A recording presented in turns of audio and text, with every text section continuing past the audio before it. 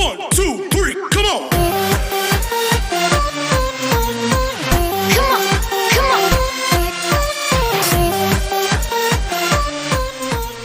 Hello friends, welcome to career shore with Awadhesh.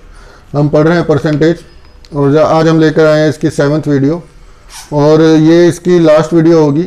अभी तक हमने परसेंटेज में लगभग सभी टाइप कवर कर लिए हैं। आज की वीडियो में हम जितने भी कुछ 1-2 टाइप के क्वेश्चन बचे हैं उनको करेंगे जो किसी भी एग्ज़ाम में पूछे जा सकते हैं। तो आज हम पढ़ेंगे miscellaneous types of percentage questions. तो उम्मीद है ये आपकी वीडियो काफ़ी पसंद आएगी आपको, क्योंकि ये काफ़ी हेल्पफुल वीडियो रहेगी आपके एग्जाम्स में। तो स्टार्ट करते हैं आज की वीडियो। देखिए अब ये क्या कह रहा है क्वेश्चन। पहला क्वेश्चन है आज का। On a certain date Pakistan has success rate of 60% against India in all ODIs. They lost next 30 ODIs in a row to India and their success rate comes down to 30%. The total number of ODIs played between the two is what. मतलब ये कह रहा है India और पाकिस्तान के बीच जो ODI खेले जाते हैं उसमें पाकिस्तान का जो सक्सेस रेट है वो 60% है। मतलब अगर 100 मैच खेले गए हैं तो 60% मैच पाकिस्तान ने जीते हैं, ठीक है। लेकिन जो अगले 30 मैच होते हैं वो सारे के सारे पाकिस्तान हार जाता है। जैसे आजकल उनकी हालत चल रही है, कोई मैच जीत ही नहीं पा रहे हो। तो वो अगर 30 मैच हार जाता है लगातार, तो जो उनका सक्सेस रेट है वो 30% पर आ जाता है। पहले 60% था, अब 30% पर आ जाता है। तो total number of ODIs played between the to, मतलब कि इन दोनों इंडिया और पाकिस्तान के बीच टोटल कितने ओडीआई खेले गए हैं वो हमें बताना है। अब देखिए ये सवाल देखने में आपको इतना कंफ्यूजिंग सा लगेगा फर्स्ट उसमें इंस्टेंस में कि आप इसमें सोचते रहेंगे कि ये कैसे निकाले जाएंगे। 30 खेले हैं, उससे रेट कम डाउन हो गया है। अब देखिए इसको हम कैसे करते हैं। हमने एक कॉन्सेप्ट जब पढ़ा था कांस्टेंट प्रोडक्ट रेशो, या हमने इक्वलाइजेशन ऑफ एक्सपेंडिचर, या कोई भी हमने जब शुरू से हम जो एक बहुत इंपॉर्टेंट कॉन्सेप्ट आपको बताते आ रहे हैं कि अगर कोई भी क्वांटिटी जिसमें हमने एक्सपेंडिचर लिया था वो प्राइस और क्वांटिटी का प्रोडक्ट है, अगर ये सेम रहता है तो इनके चेंज का रेशो इसके दूसरे के चेंज के रेशो में रिवर्स में होगा। अब देखिए हमें इसमें टोटल ये जैसे हमने सवाल पढ़ा, हमें इसमें एक बात समझ आनी चाहिए कि जो मैचेस पाकिस्तान ने जीते हैं, जो उसका इनिशियल 60% रेट था, उसके हिसाब से जो उसने मैच जीते हुए थे वो चेंज नहीं हो रहे हैं, क्योंकि जो 30 मैच हो रहे हैं वो सारे के सारे इंडिया जीत रहा है। तो जो number of matches one by Pakistan है वो सेम रहेंगे दोनों ही केसेस में। तो अब अगर हम ये देखें, हम इसमें वो लगा लेते हैं मैचेस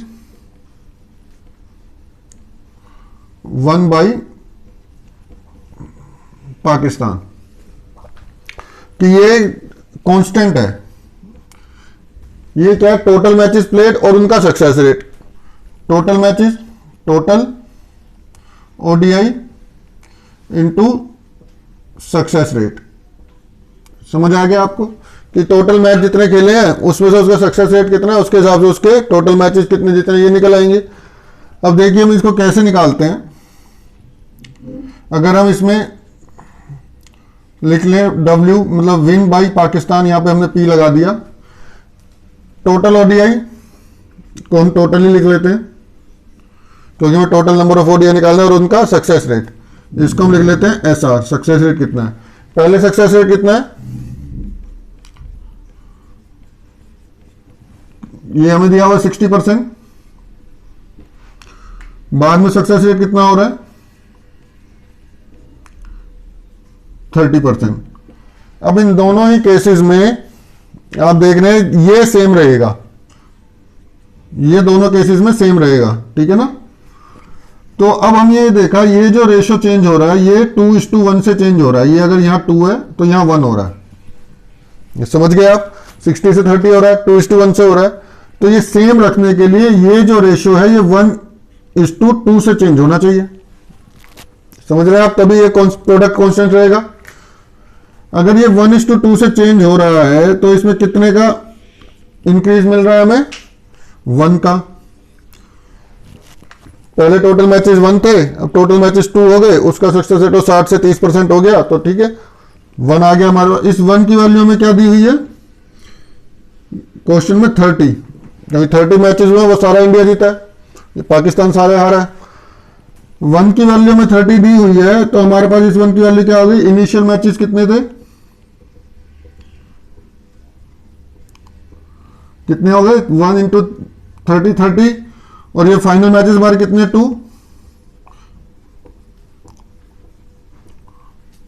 ये हो जाएंगे 60। समझ गए आप? अगर हमसे पूछे कि फर्स्ट केस तक जब तक उसका 60% वो था रेशो, तो सक्सेस रेट था, तो वो कितने मैच खेले थे? 30, और जब 30% किया तो कितने मैचेस खेले? 60। हमसे जो भी पूछा जाएगा हम बता देंगे। हमसे पूछा हुआ total number of ODIs played between the to, हम आंसर हो गया 60। अब इसमें एक बात मैं आपको दोबारा समझा देता हूं। ये सवाल आपको अलग अलग तरीके के लगेंगे। आप सवाल पढ़ेंगे, आप इसमें सोचेंगे मैं क्या फॉर्मूला लगाऊं, मैं पहले इसको x मानूं, फिर उसका 60% निकालूंगा, फिर उसमें 30। कुछ नहीं करना। आपको एक कॉन्सेप्ट जो मैंने बताया है, जो अगर कोई भी क्वांटिटी कांस्टेंट है और वो दो सिनेरियो में कांस्टेंट है, ये और वो दो क्वांटिटीज का प्रोडक्ट है, तो उसका जो चेंजिंग रेशियो एक क्वांटिटी का हो दूसरी का रिवर्स होगा। ये कॉन्सेप्ट आप एकदम अपने दिमाग में बिठा लीजिए। सवाल देखते ही आपको इसमें ये देखना ही कहीं ऐसा तो नहीं है हमें कोई एक क्वांटिटी कांस्टेंट मिल रही है। जैसे हमने वो डिसाइड कर लिया, हम सॉल्यूशन कर सकते हैं।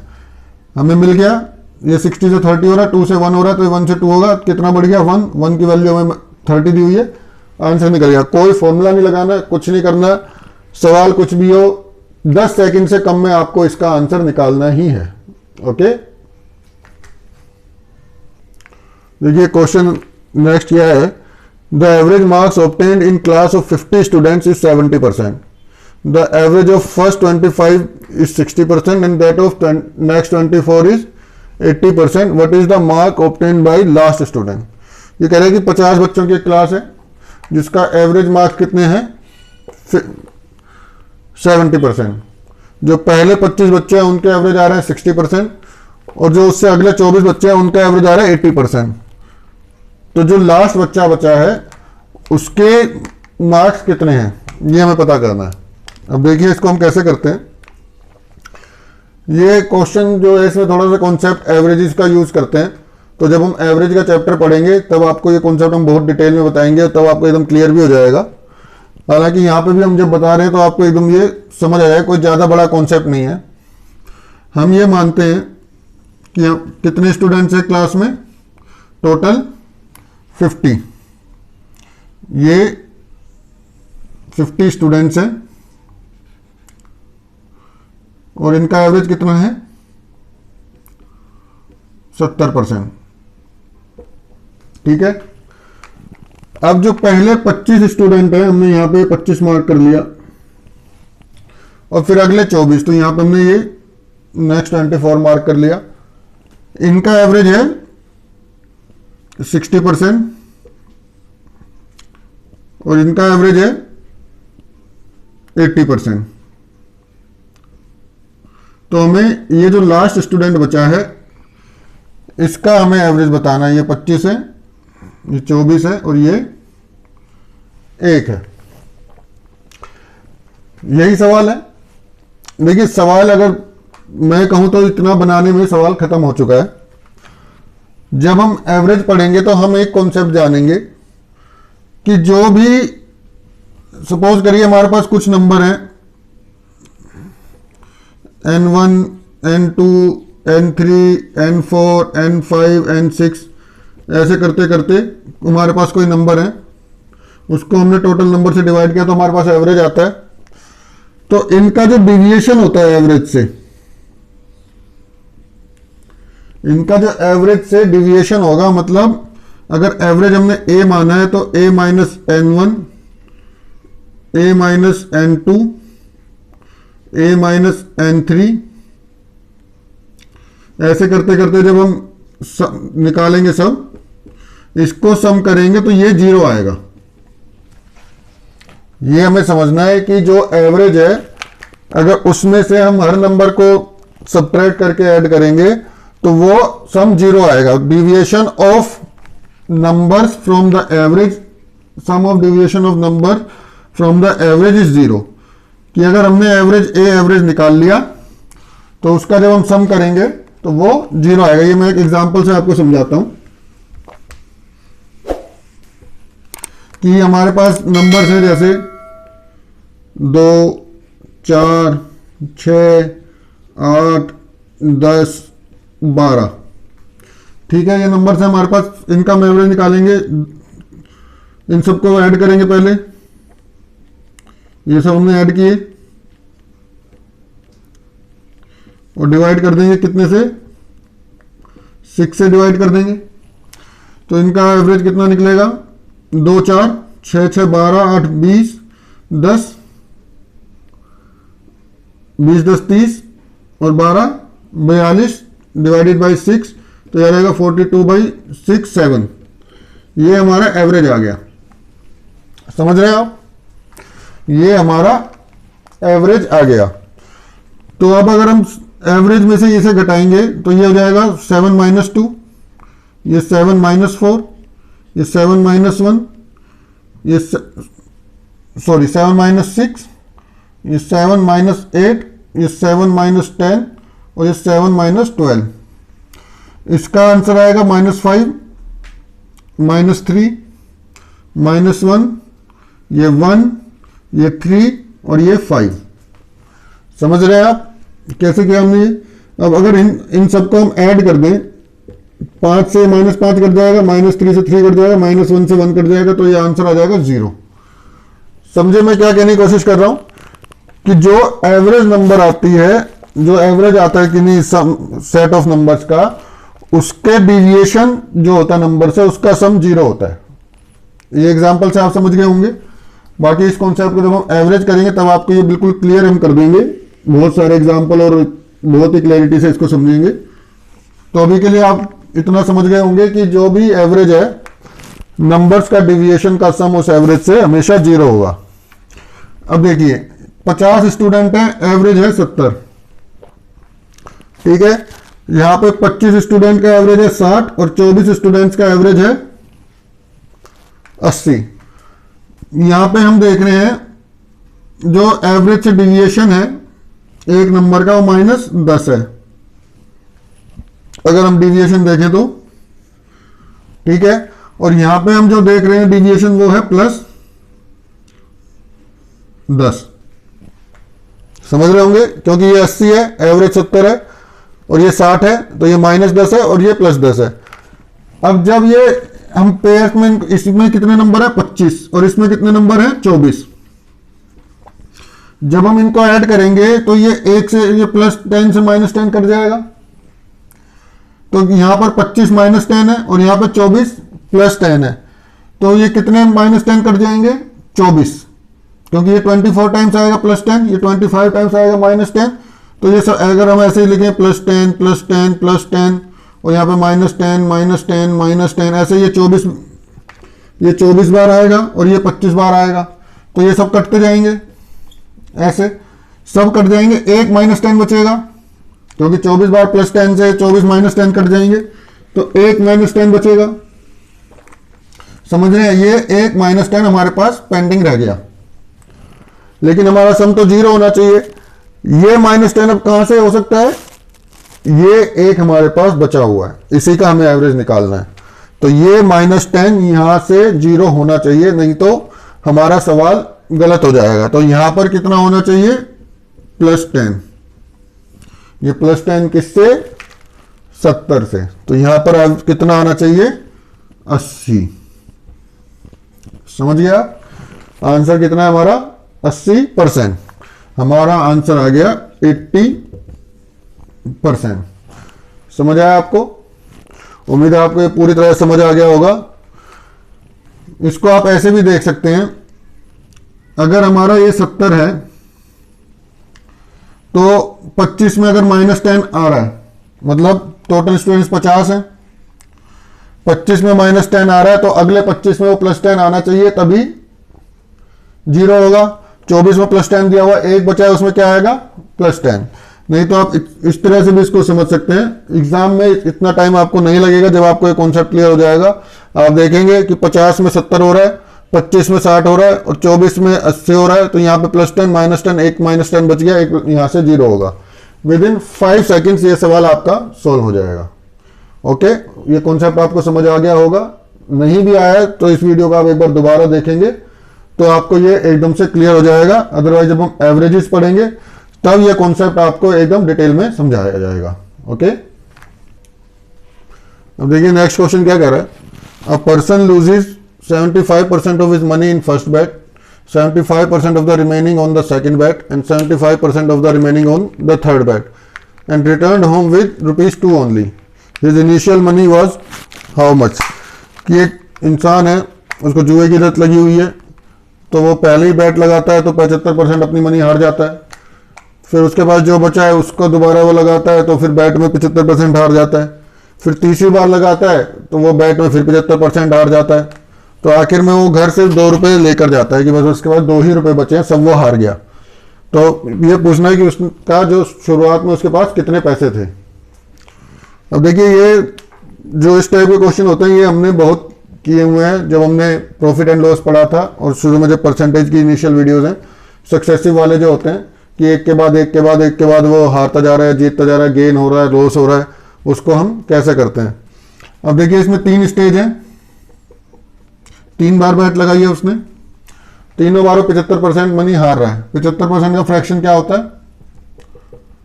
3/4। 75% हारा है मतलब 4 में से 3 वो लूज कर रहा है तो 1 बच रहा है उसको हर बार। मतलब अगर उसके पास इनिशियली 4 रुपए हैं तो हारने के बाद उसके पास हर बार 1 रुपया बच रहा है, क्योंकि तीनों बार 75% हार रहा है। तो फर्स्ट टाइम 4 से स्टार्ट किया, 1 बचा। दूसरे टाइम फिर 4 से स्टार्ट किया, 1 बचा। फिर तीसरे टाइम 4 से स्टार्ट किया, 1 बचा। समझ रहे हैं आप? ये आपको क्लियर होगा अभी तक कॉन्सेप्ट।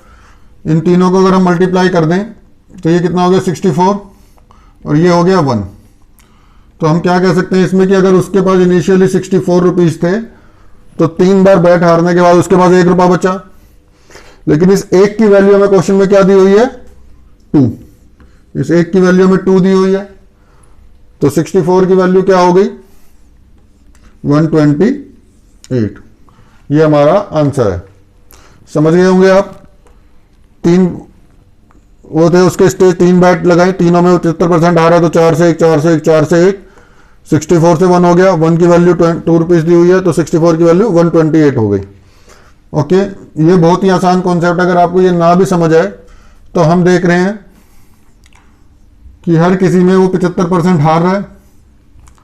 तो यहां पर जो हम ये मानते हैं कि फर्स्ट, सेकंड, थर्ड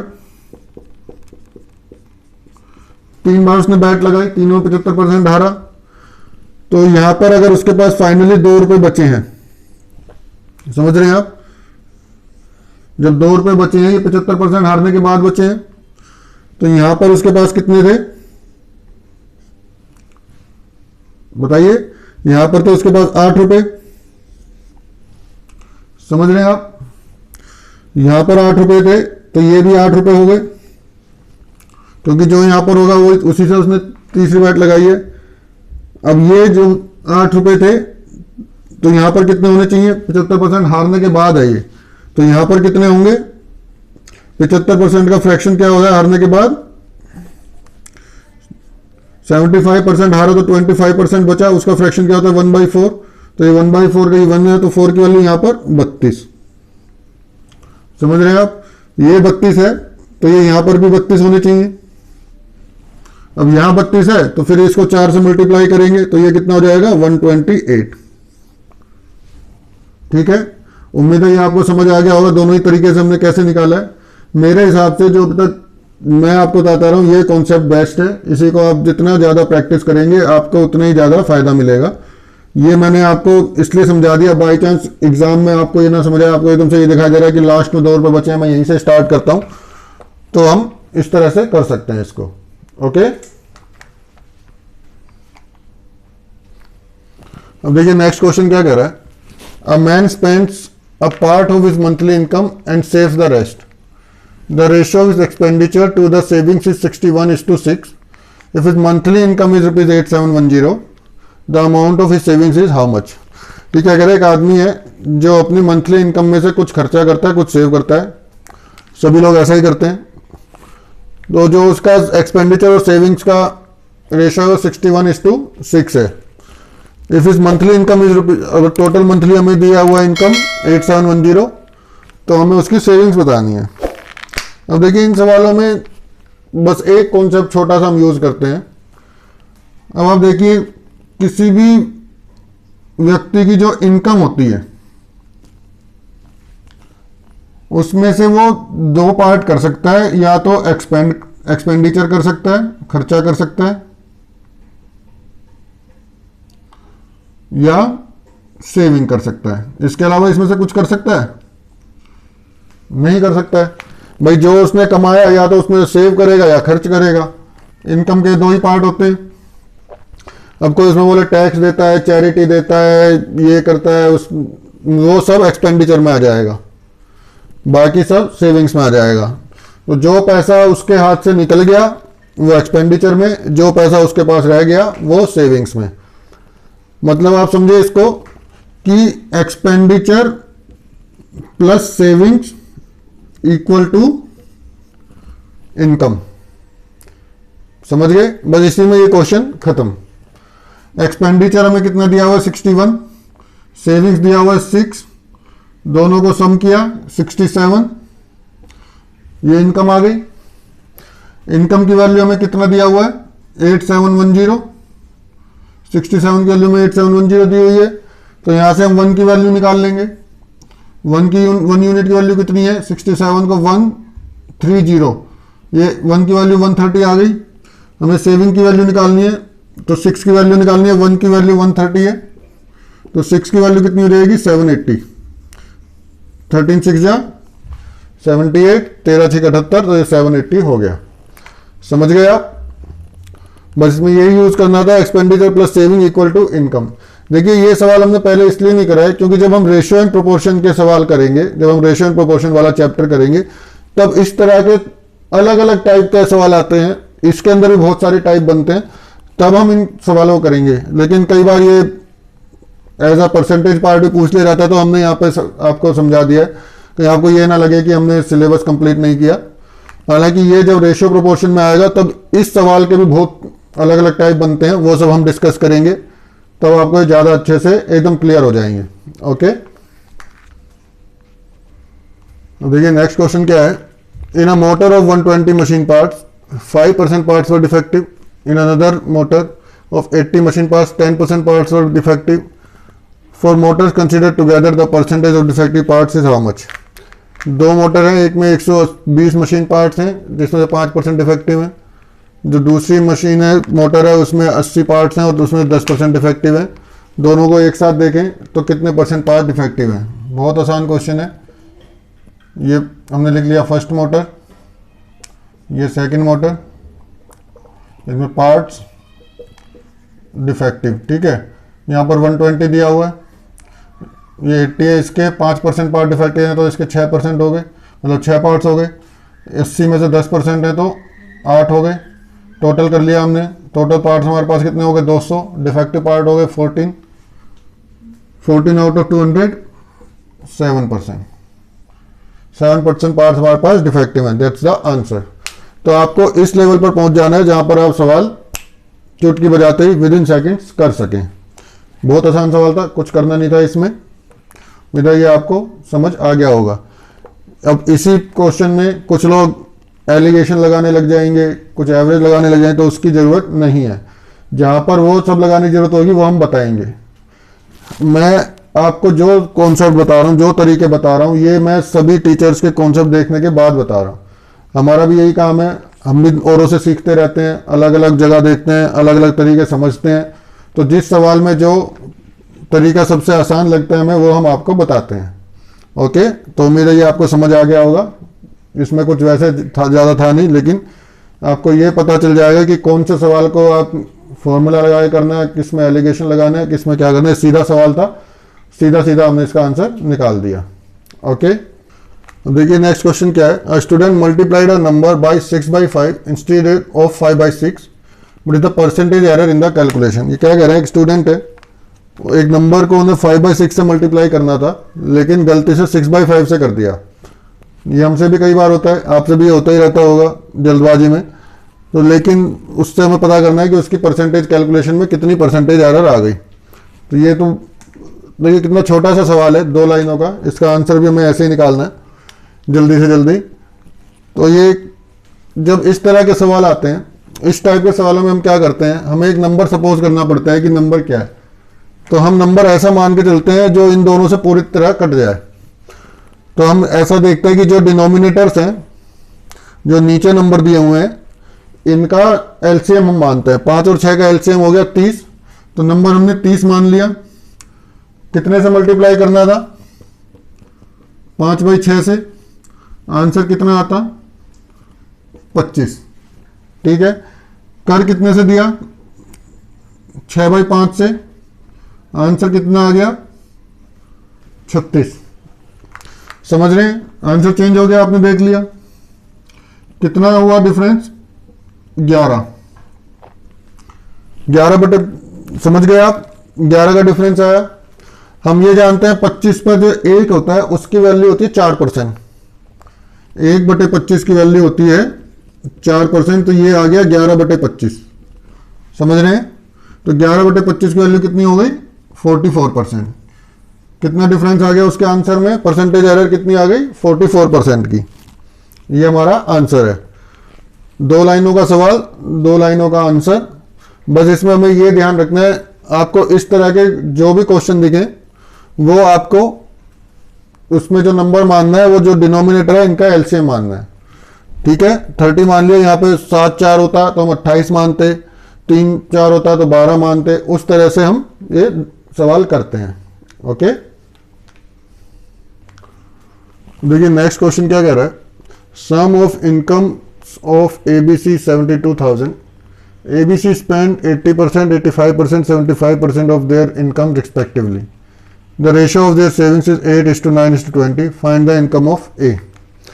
कि ABC जो है, इन तीनों की इनकम का जो सम है वो 72,000 है।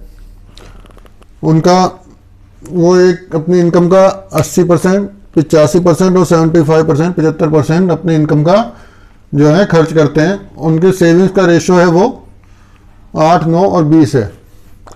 हमें एक ही इनकम निकालनी है। तो इस क्वेश्चन में कैसे करते हैं, देखिए हमें ये दिया हुआ है ABC।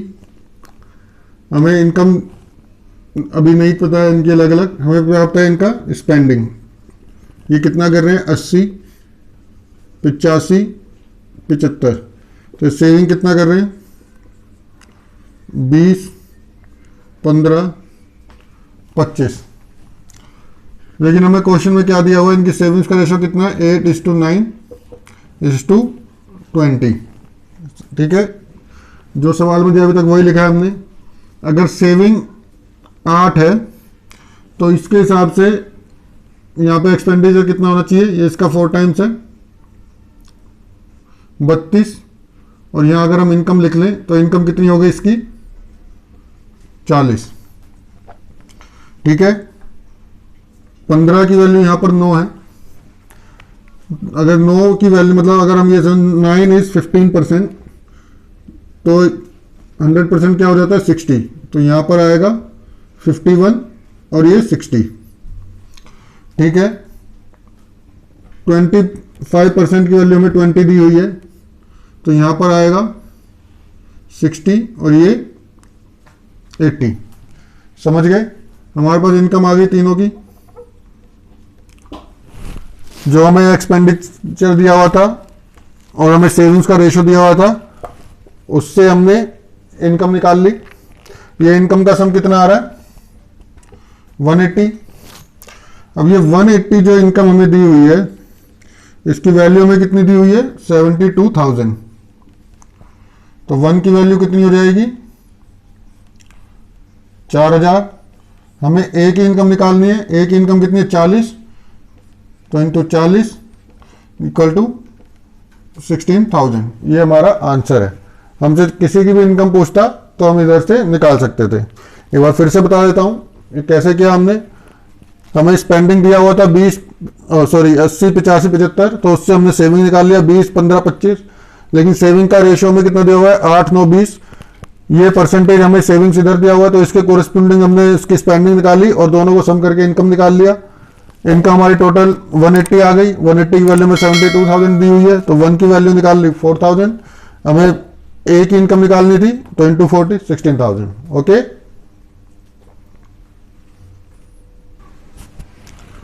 अब देखिए क्या है, in a city 55% of man are married and 30% of women are married, considering that nobody is married twice या more than once, what percentage of population is married.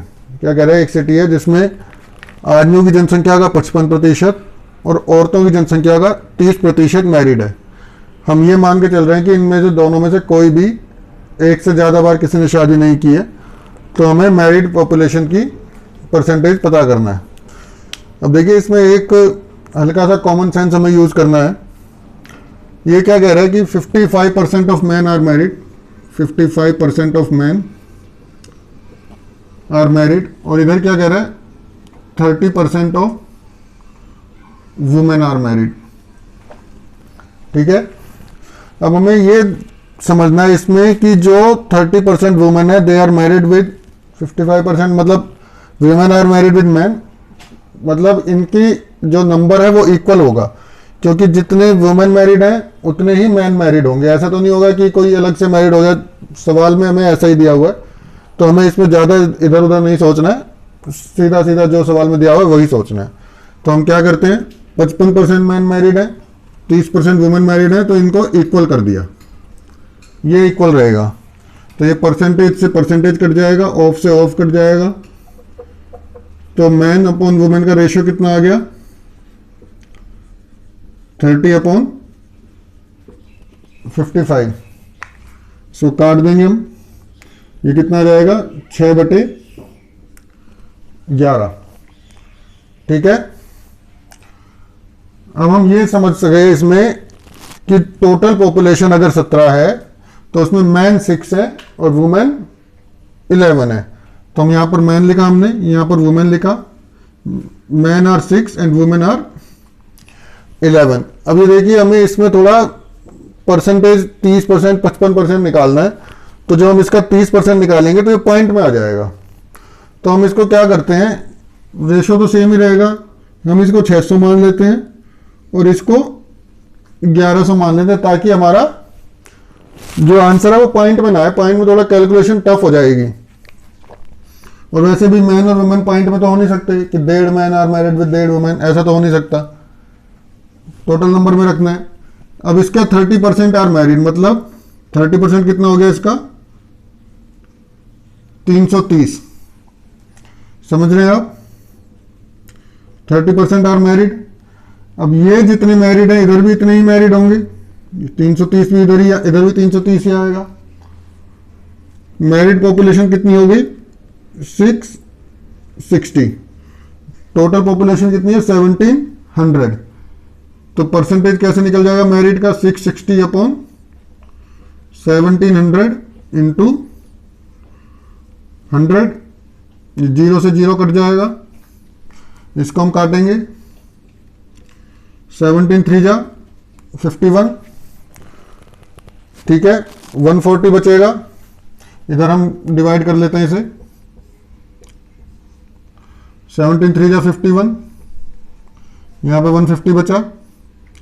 अब इसको काटेंगे